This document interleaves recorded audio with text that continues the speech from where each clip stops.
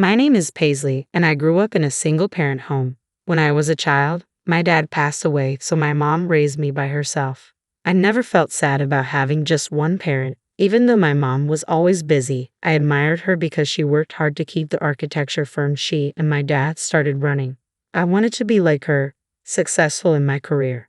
But one day, something happened that changed how I felt about her. My boyfriend, Mateo, is 3 years older than me. We met at a college party. His family is wealthy, and he got a job at a bank through his family's connections. He works as an elite banker. Since we started dating, he has been generous, giving me gifts and taking me to nice restaurants. He can be a little indecisive sometimes, but he's kind and a great guy. Recently, Mateo and I talked about getting married. I just graduated from college this spring and started working, so getting married right away is difficult. Plus, I want some time for myself, but we both think it would be nice to start a family together soon. Today, I'm meeting Mateo's parents to get to know them and talk about our plans to marry. It's my first time visiting their home. To make a good impression on his wealthy, middle-aged parents, I worked hard on my outfit, hairstyle, and makeup to look charming but natural. I want them to see me as a good match for Mateo.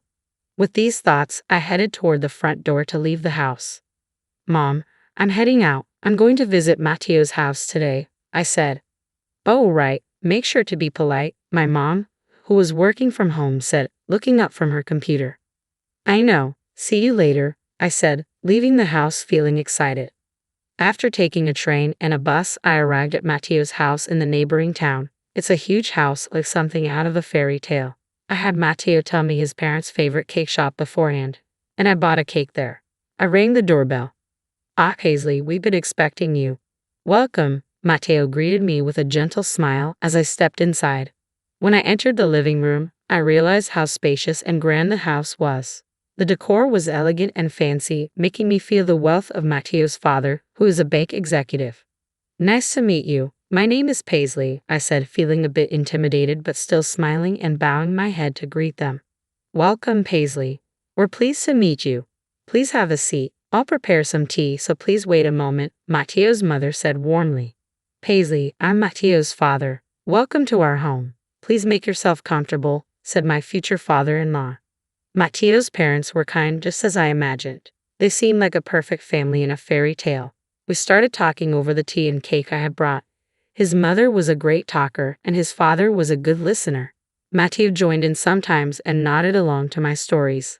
I thought this happy time would last forever. But everything changed when we talked about my family. "So, you lost your father at the age of 5, and then your mother raised you alone? Paisley, she must be a wonderful woman. I respect her as a fellow mother. The fact that you've become such a wonderful woman is a testament to your mother's upbringing. We need to learn from her as parents," Mateo's mother said, praising my mom and me. "Yes, my mother is indeed my role model," I replied, feeling hopeful about having a good relationship with Mateo's family.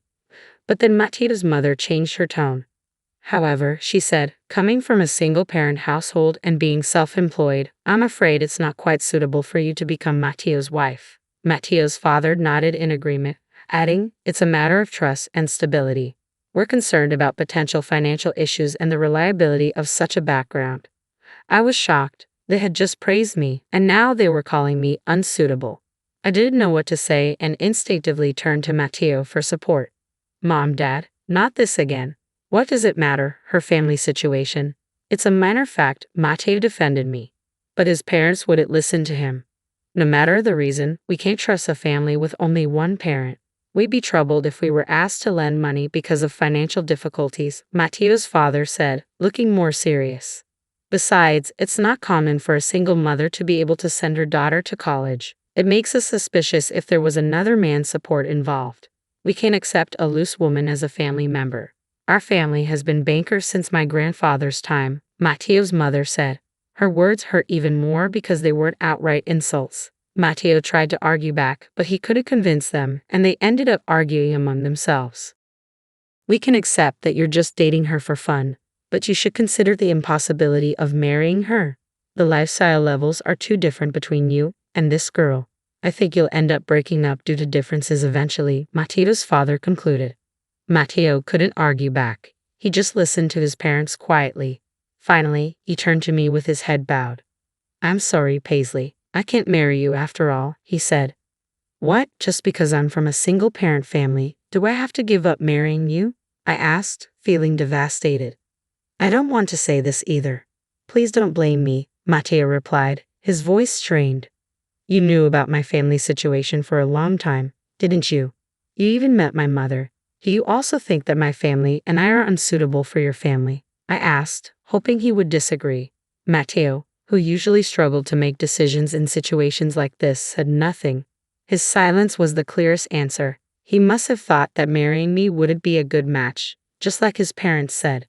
I felt sad. I never thought that not only his family, but even Mateo would reject me just because I come from a single-parent household. Paisley, please just go home, he finally said with a strained voice. Honestly, I didn't want to stay there a second longer either. I'm leaving. I'm sorry for the trouble, I said. No one tried to stop me. They probably felt relieved that I left. With tears streaming down my face, I retraced my steps and went straight back home. When I got home, my mother noticed my tears and asked me what happened. There was no point in lying to her. She knew where I had been and what I was doing. It felt like I was dishonoring my mother's way of life, and I really didn't want to tell her. But I told her everything. As expected, my mother was infuriated by the harsh treatment I had received. Well, so that's the kind of family they are. It seems like your boyfriend Mateo was just going along with them. Certainly, a marriage with a guy like that wouldn't last long, so I think it's better not to marry him, she said, trying to comfort me. Mom, I began, but she continued.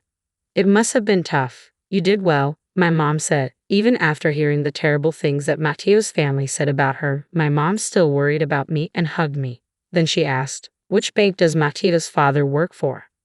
I remembered the name of the bank clearly because Mateo often bragged about it. When I told my mom, she seemed to understand. Paisley, your mom might not earn a lot and you don't have a father in the house. It's okay to feel unlucky about that, but remember, you should never feel embarrassed or inferior, she said. After your father left, I raised you always believing this, so I will never forgive Mateo and his family, she added. Even though I had cried my eyes out on the way home, tears began to well up again. My mom's words reminded me of something important. I love my mom very much. I admire her hard work and I want to be just like her someday. It's ridiculous to deny my admiration for her for the sake of Mateo and his family, who dismiss it for such a trivial reason. The next day, my mom said to me, I checked, and as I thought, our company does have dealings with Mateo's father's bank. I don't want to deal with a bank where the father of a man who dumped my daughter so harshly works, so I'm going to cancel the contract. I'll explain the whole situation. I don't know what will happen, but if they say trust is important, let's make sure they understand that they no longer have my trust. Mom called the bank right when it opened, bypassed the loan officer, and asked for the branch manager. Branch manager, she began. We're terminating our dealings with you. Yes, I'm sorry it's so sudden, but it seems that one of your officers has severely mistreated my daughter. If you're willing to hear the details, I'd be happy to come and explain it personally. What do you say? She finished.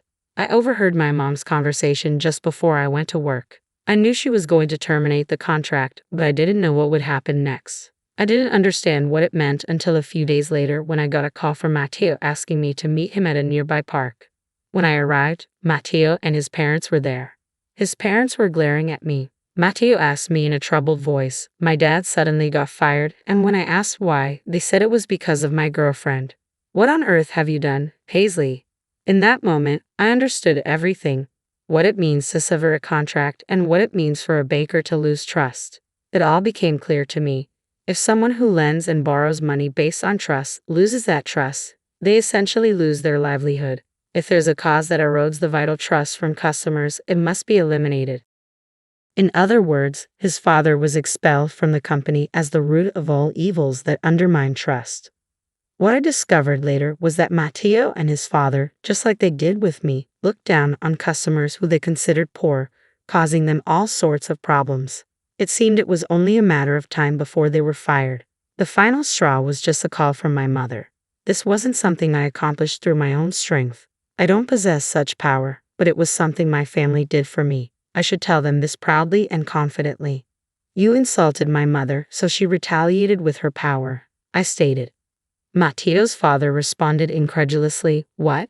There's no way a company run by the parents of a poor girl like you could have enough influence to get me fired just by filing a complaint. Indeed, the company run in my parents' name isn't that large, but my mother's influence isn't limited to just one design office she runs. Even without direct involvement in management, she holds a position that allows her to influence companies, I replied. Now, I can fully understand the meaning of all the transactions my mother had with the bank at the time. I'm sure it's something like this. My mom's company itself isn't large. However, my mom is also registered as a non-executive director in several companies my grandfather runs. So what it means to have enough influence over you guys is that all contracts with my grandfather's companies were also terminated. I listed a few of the companies my grandfather manages. The color drained from his father's face quickly. That's ridiculous, he muttered. There's nothing strange about it, I said. After all, he's my grandfather, right? Why would he want to deal with a bank that disrespected his granddaughter and daughter? It seemed they finally understood why they were fired so suddenly.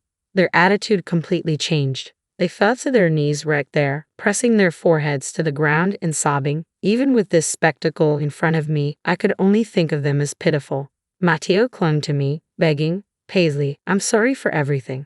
I was truly serious about wanting to marry you. I just thought you should go home for a while because my parents were being difficult. He was making excuses, trying to save himself. But I was done with him. I shrugged off his weak arm and told him, my mom is amazing, isn't she? She's my role model. I don't want anything to do with you anymore. I really hate you now for disrespecting her. I'm going home because my mom worries. Goodbye, and please never contact me again.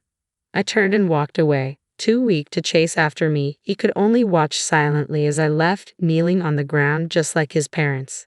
After that, his family, now unemployed, couldn't maintain their lifestyle. They started selling their cars and luxury goods one by one, and eventually, they even had to sell their house. Hearing this from my mom and grandpa, who heard through the bank, I felt deep down that I dodged a bullet by not marrying him. He will likely continue to struggle with his pride and financial issues. I hoped he would learn to live within his means, and my mother and I laughed about it. As for me, I just started working. There are more things I can't do than things I can, but I've learned a lot from this experience. Of course, I want to be better at choosing a partner, but I also want to become stronger myself. My goal remains unchanged. I want to be a successful, strong working woman like my mother.